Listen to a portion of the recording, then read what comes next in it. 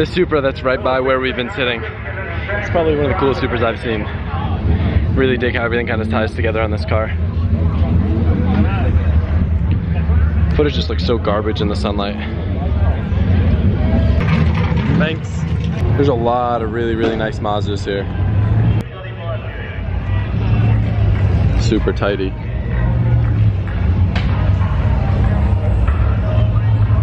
So good. We were able to convince Luke to go and be a part of the burnout competition, so he's going to take the LS Sylvia out and try to hang with all these dudes.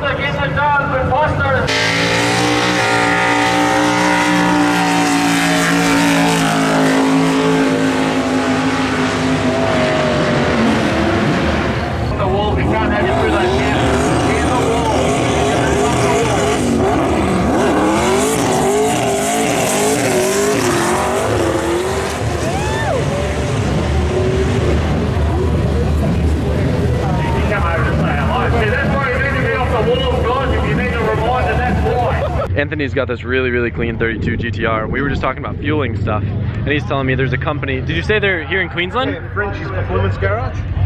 So this is an in-tank dual pump setup with baffles. It's funny because I've literally been saying I wish someone made something like this, because I think it would be the same for like an S13 or very similar. S13, this, because it's got a plastic tank in the GTR. So it's probably just a different top plate. It's got like a clip inside so you can slide the baffle in and it locks in. Got it. But with the S chassis tank, it doesn't have that, so I don't know if that's the baffle. But you said he makes them for the S chassis too, yeah? He does S15, S14, 33, 34. That's so rad. Yeah, twin pump. I really like this car. He got custom leather bridesmaids. I laugh at my own jokes.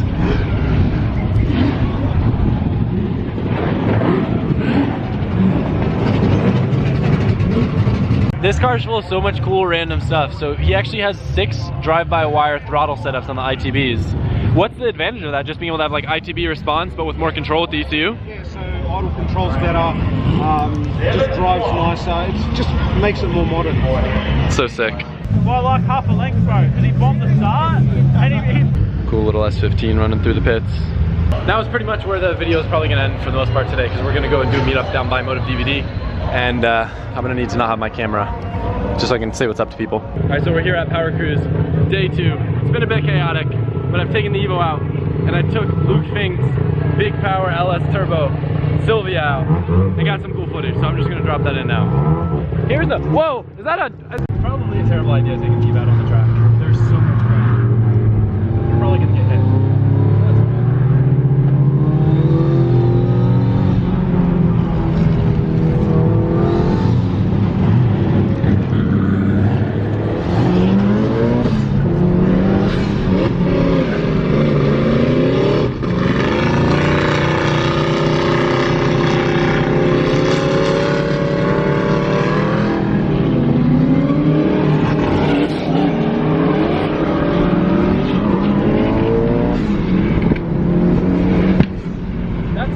Chasing Luke besides the rubber flying up at us. I want to do that again. I kind of get on the inside of him though.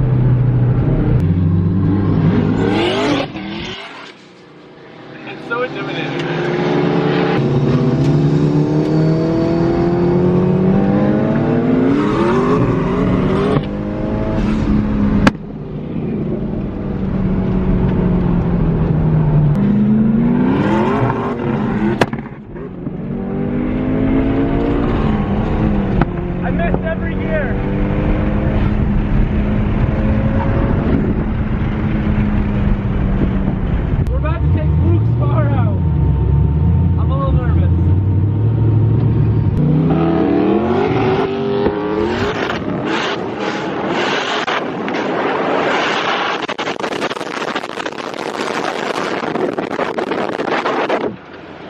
Once you get traction, this thing's actually really fast.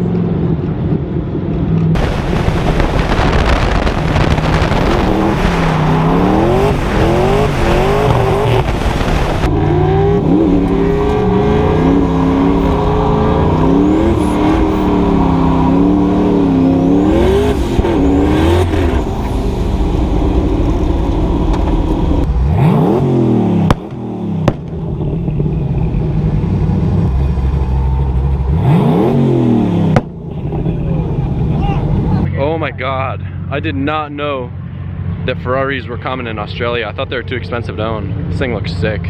We pulled back into the hotel parking lot. Luke's running around. What were you doing? I was checking all my hubs, literally touching all my wheel bearings and things like that, because I could smell brakes. But it wasn't brakes. I could smell clutch. Yeah, I gave her a good old launchy boy. I should have filmed it. I figure, you know, the drivetrain's coming out. You know, it's got a nice clutch in it. I might as well have some fun, because I don't ever do it with my car back home. Yeah, we'll give it another test or two on the way home for you, mate. Yeah, well, I mean, we still got to go to dinner, right? Oh, that's true. Yeah. We'll do some lunches with 4 people in it. 4 people in it, limit to launch it. Yeah, why not, mate? And we'll just drive the S13 home and put yours on the trailer. Sounds good, mate. Good oath. That's alright, eh? It's alright. Yeah, good as. Yeah, it's a good eye. Yeah. So it's the last day in Sydney. We've got maybe 2 hours before we go to the airport. I'm with Russell, and we actually met up quickly with Andrew from Motive DVD, and he's taken us over to Croydon Engineering. So I was speaking to Andrew about some stuff with that company Nitto, who makes a lot of the parts that I use for the RV stuff. We found out that they're actually pretty close to where we were going to be going on the way to the airport, so I thought it'd be cool to stop by and kind of take a little tour around. And yeah, so last day in the Evo. We're just cruising through Sydney, and then we were like, oh look, a JZX 100. Oh look, some very fast R34s, and then we realized it's because we're here at Croydon Racing Developments. So we're gonna go look inside. So Andrew from Motive DVD actually took us over here. His office used to be upstairs. I'm gonna kind of let him give us the tour, because I imagine you could probably tell me more about this place. Yeah, I think I've been dealing with the guys from Croydon Racing Developments now for, what, since 2004. I've known them. Like, they've been tuning my car since 2006. Essentially, they're the OGs of RB tuning in Australia, but they don't just do that. They do circuit racing and rally, and they build a bunch of Evos, and they can build anything, but they're known for GDRs. Back in the early 2000s, they built the 3rd quickest GTR in the world at the time, which is a pretty big deal for Australia. GTR 700. They've got Jun 2, which is, you know, always gone tit for tat for the GTR street record. Right now it's gone 7-1 and it's currently in 2nd place. But they're always building monster GTRs. You know, War GTR is pretty internet famous for running mid-8s as a manual, and you know what, they've done it. They do my GTR stock bottom end for 6 years if you've seen it, and there's always mad cars here. There's mad cars on the street, GTR, GTR, GTR, GTR, GTR, GTR, GTR, I should say, shouldn't I? You're gonna give me that. Yeah, wait, hold on. Oh yeah, get the GDR. So we literally have about probably negative 10 minutes we got to go to the airport. To do a tour. Yeah. We're gonna come on in. You can always instantly look, RB. They're all engines that have come out ready to go to the machine shop. That's a lot. R34 GTR as soon as you walk in is pretty normal. This is a time attack car. How mental is this? Full carbon fiber wide body by Top Stage. And check it out, like that's it. You know, Nitto 2.8 stroker, revs to sort of 9,500 for time attack. Garrett turbo, look at the manifold. FabTech did that. Hypertune inlet. All the gear. What's up with I've seen quite a few manifolds while I've been over here that are like flipped. Yeah, okay, the reason you do it in a time attack or a circuit car, heat management? Well, I've done it in my 200 now. Heat management is the biggest thing, but also center of gravity. You get the turbo down, and now your dump pipe, instead of having to go down and sort of over the manifold, your dump pipe goes from being that long to about that long.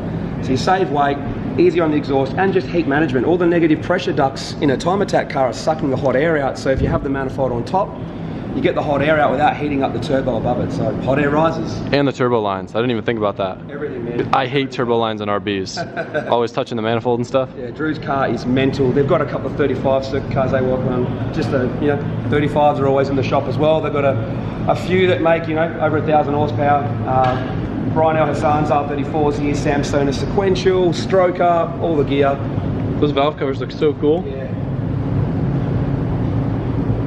There's an Evo time attack car up on here as well. What's up with this? I've never seen a turbo housing like this. Yeah, man. Just you can do like a coating dip. Essentially, it's basically a lot of people now do the coating. So same on inlet manifold as well. So yeah, it's pretty cool. That's really cool. I didn't know that would like hold up to heat. Yeah, these are crazy time attack Evo. Look, radiator in the boot, the ducts and everything. Jeez. This is just a typical GTR build that's happening here. This will be a Nitto 3.2 stroker, hypertune inlet manifold. Another 1,000 horsepower here is just, yeah, cool, man. That's great. You've got a normal GTR here. So this is Jun 2. Just getting some more work done at the moment. This is currently the 2nd quickest street GTR in the world, 7.1, just under 200 mile an hour. Hopefully they can be the first to 200. At the moment, it's the race to do a 6 in a registered GTR. So who's going to get there first?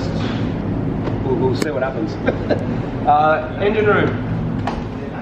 As you can see, there is a lot going on. Croydon, obviously the biggest Nitto dealer in Australia and probably in the world, because they do a lot of development for Nitto as well. So Nitto, everything for strokers, and there's RBs, there's a 4G getting built here, there's a VR38 here.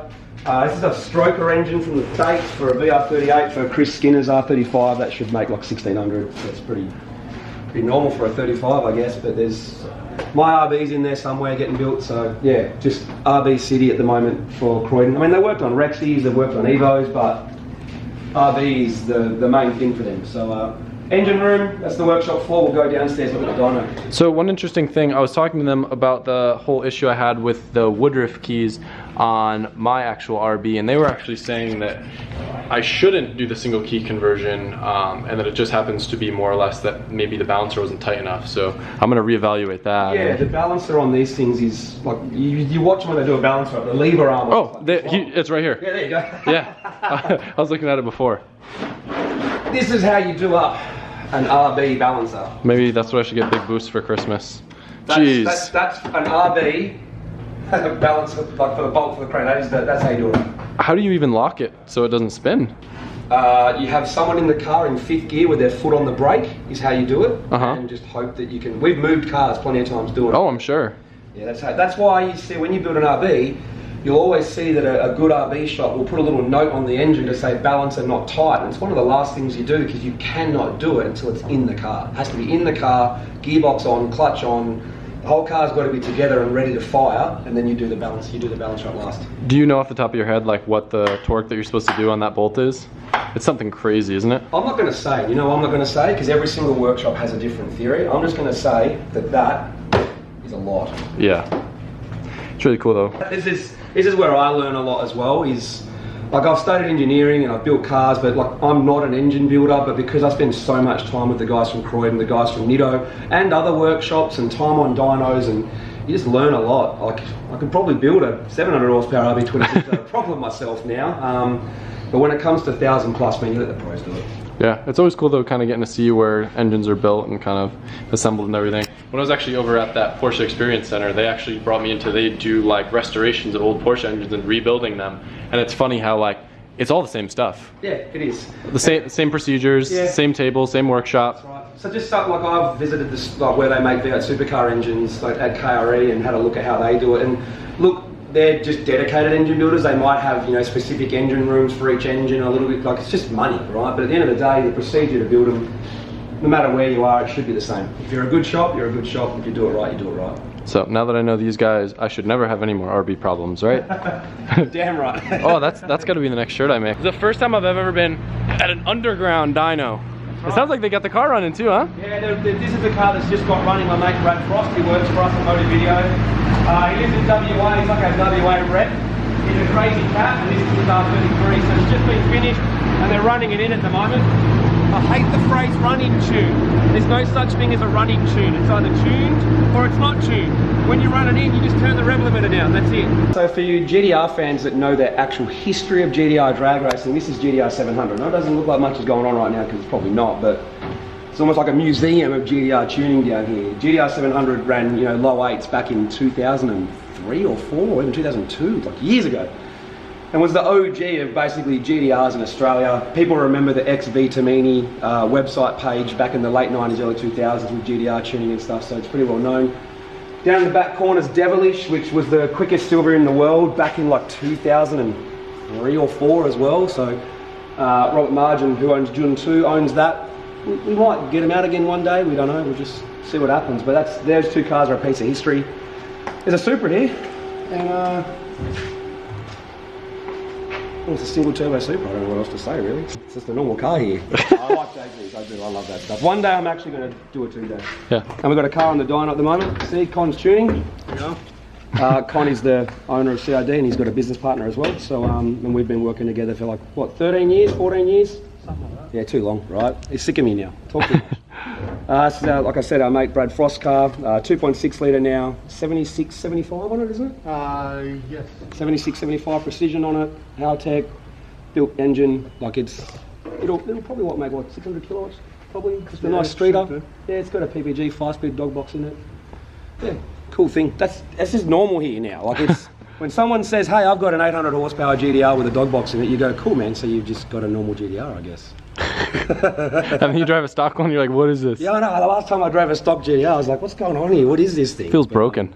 Look, there's a lot of good GTRs in Australia, and you know what? For me, as normal as they are, they're all awesome. Like a 500-600 kilowatt, or should I say 700-800 horsepower GTR is always awesome. I've driven heaps of them, love them. So I better build another one. I was almost going to give away my secret and tell your viewers what I'm going to build next, but I can't do it, man. I've got to keep it secret. So the idea behind stopping here, originally when I came over, I wanted to talk with you about building the crazy R32 GTR. That's right. But I think I've told you guys I've kind of gotten bored about doing the RV stuff, and I want to switch it up a bit. So that was the idea behind the Evo, and I've been kind of talking with them, and we're figuring out some ideas to maybe play with that Evo and make some cool power. Yeah, the guys from Croydon have done plenty of Evos. Ali's Evo 8 has done mid-9s, low-9s at the track and at Cootamundra. And they've dealt with the gearboxes. You know, Jim from Nitto has done rally cars, circuit cars, everything. So they're just as experienced with Evos probably as GTRs, just more well known for GTR. So we're going to piece together a combo, something that can probably make 1,000 if you want to, but you can turn it down and use it on the street or use it for circuit, whatever. We're going to build a nice, anywhere between 800 and 1,000 horsepower Evo for Adam, I think. That was a secret. You just let it out. I wasn't going to tell anybody, but I guess we can put it in the video now. I want to make 1,000 horsepower with that Evo because I want something that's going to scare me. Yes. We should probably go to the airport now. Yes, let's go. All right, thanks for the tour, man. No worries. I appreciate it. To the airport. Yeah. To the airport. My Evo changed colors, what? So Russell is actually doing me a mega solid and driving the car back from Sydney to Brisbane, where it will undergo its next stage, which I'll have to fill you guys in, but I'm running late for my flight. So yeah, we'll do that after. I'm gonna miss you. Why do I always have to say goodbye to all the good cars? I decided to get Uber Orange at the airport. How was it, Tommy? Alright, time to make some noise. It's broken in enough.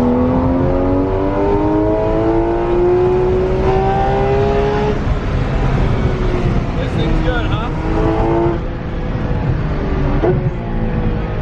Making all the Porsche noises.